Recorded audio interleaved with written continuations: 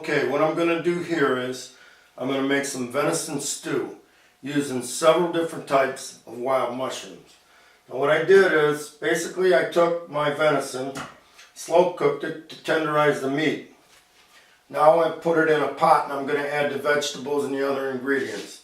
Now everyone makes stews different way, and chilies, they all have their own ingredients. This is just the way I make it, and I'm just going to show for example's sake the various different types of mushrooms we're going to use. Now what I do with my meat stock is I put wild raspberry wine, which I made, some of this Heinz home-style beef gravy, and some bouillon, and I slow cooked it in the crock pot. Now I put the meat in this pot, and I'm going to add another jar of this gravy for your basic flavor stock. I'm also going to add a can of this beef broth for a more beefy flavor.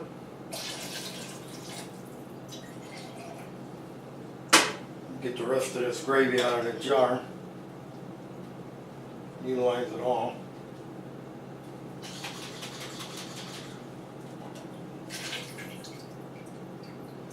I'm also going to put about 3 cubes of beef bouillon in here.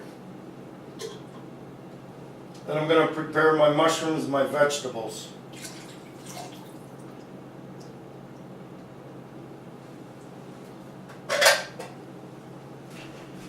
I'm going to add a little more of this wild raspberry wine, just to spruce up that flavor a little bit. I've got some fresh, garden fresh bicolored corn, which we all know is pretty sweet. I like the bicolored. To me, it seems to be about the best. I'm going to just pop that in there, and it'll cook as it's thaw as it's cooking. Okay, I'm going to cut up some fresh garden beans. This is the last of them, the end of the season, but better fresh. No matter what I cut, I like to cut, doesn't matter, mushrooms, potatoes, whatever it is, in different sizes. Get some more of these here. Cut some of these up nice and small. Now I have here some fresh honey or stump fungus. These are frozen, but they were not pre-cooked, they're fresh. And I'm just going to add them right in there frozen.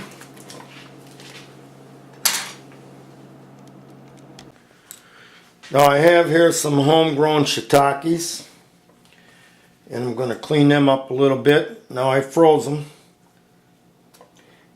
And these stems I like to cut into fine pieces, as they tend to be a little chewy. I feel like if you cut them up small enough, then they're okay. But I'll go ahead and add them shiitakes in too.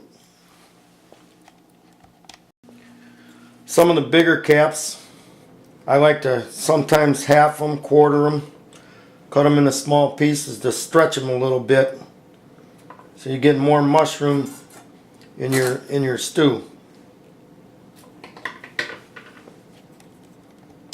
Now these shiitakes I grew from logs from a product from a company called Field and Forest, fieldandforest.net, based in Wisconsin.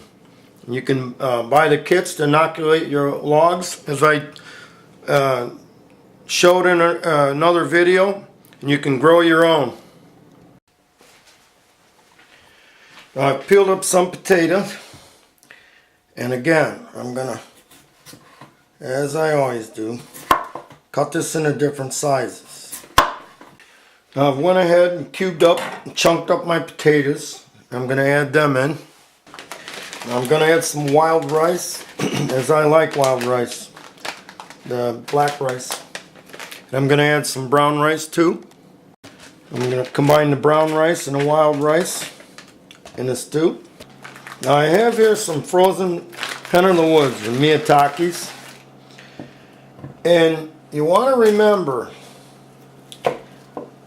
if you pre-cook your mushrooms, now Miyatakis and other types of mushrooms are full of antioxidants, minerals, enzymes, proteins.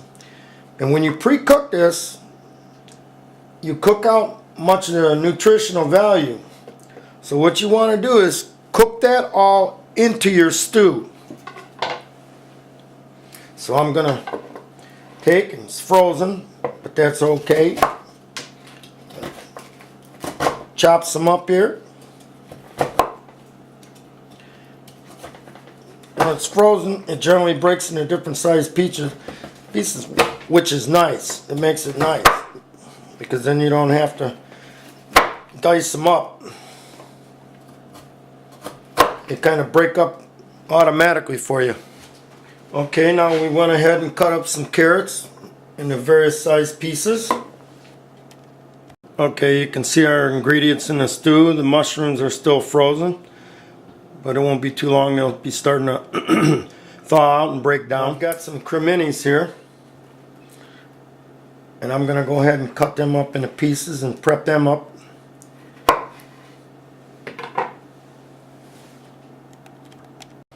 They call these creminis, but what they actually are is portobello mushrooms. They're just in a button stage.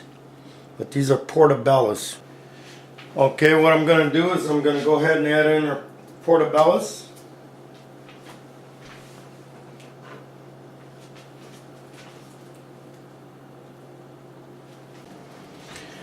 Okay, now I've chopped up a little onion. We're going to go ahead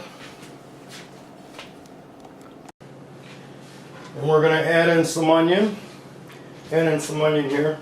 I've covered this with a lid to trap some of that heat and cook it down faster and thaw out some of them mushrooms a little quicker. Okay, I'm going to add in some frozen shaggy mains. Now I'm adding so many mushrooms to this stew, you might want to call it mushroom stew instead of deer stew. But as I mentioned in another video, with these shaggy mains, you don't want to thaw them out. Because they'll just start the auto-dissolving process on you. You want to throw them right into that hot liquid so that they're cooking as they're thawing, reducing the chance of having problems. As I mentioned about the shaggy mane mushroom, that mushroom auto-dissolves itself. Boiling will seize the process, or freezing will seize the process. But if you've frozen it, as I explained, you don't want to thaw it out. You want to throw it right in your ingredients frozen. If you boil it beforehand, that's fine, and you can go ahead and add it in. Or fresh, obviously. If you pick them fresh and you want to make something with them right away, that's great. Now I have some oyster mushrooms here. Now these are fresh. I just picked them yesterday. Again, they're a hybrid. This is late in the year. This is already November 4th. But these are a hybrid that actually has spored themselves from products that I purchased from Field and Forest. I have an area on my property where it has plenty of soft hardwoods, plenty of cottonwood, willow, poplar. So I went ahead and just let them spore, and they've seeded themselves, and now I got them coming up all over back there. These are what's called gray dove. Now on your oyster mushrooms, when you're cleaning them, here's an example. You want to pull these shelf. They grow in shelf in layers, stacked. You want to separate them, pull them apart, and look for insects. There's a little dirt right there, and dirt, trapped wood, and things. And you've got to clean them up a little bit. But generally, they're a fairly clean mushroom as the rest of them go. So I'm going to go ahead and remove these little buttons and leave them whole. A little dirt on there. Leave them whole. The bigger ones, obviously I'm going to cut them up into smaller pieces. Now I do like to leave some chunks. get a good bite full of mushrooms with my meal. Now another thing with oysters is, especially on these little larger ones, a lot of people don't like to use the stem. It's a little thicker, a little tougher, a little on the chewy side, but I do. I don't like to waste them. So what I do is I try to take that stalk and cut it a little thinner so that it cooks down a little better rather than being tough. See, here's a good piece of stem right there. See, I like to just cut that into small pieces. So it'll cook down a lot better that way. Okay, we're going to go ahead and add in our oysters. Our fresh oyster mushrooms.